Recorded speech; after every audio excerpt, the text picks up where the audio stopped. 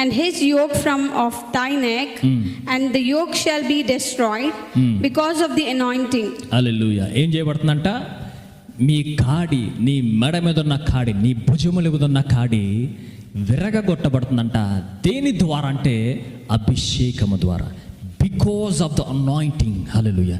నీవు అభిషేకించబడినందున ఏం చేయబడింది? ఆ మెడ మీద ఉన్న కాడి, ఆ బరువు విరగగొట్టబడింది, డిస్ట్రాయ్ చేయబడింది అని చెప్తుంది వాక్యం. హల్లెలూయా. ఏం చెప్తుంది? నీవు అభిషేకించబడినందున ఏం చేయబడింది? ప్రతి ఒక్క కాడి విరగగొట్టబడుతుంది. హల్లెలూయా. హల్లెలూయా. అనాయింటింగ్ నీ యొక్క సమస్యల నుంచి నిన్ను విడిపిస్తుంది, నీకు సమస్యల్లో నీకు సామర్థ్యం ఇస్తుంది. ఇంకేంటి తెలుసా? లిజన్ ఇంకేంటి తెలుసా?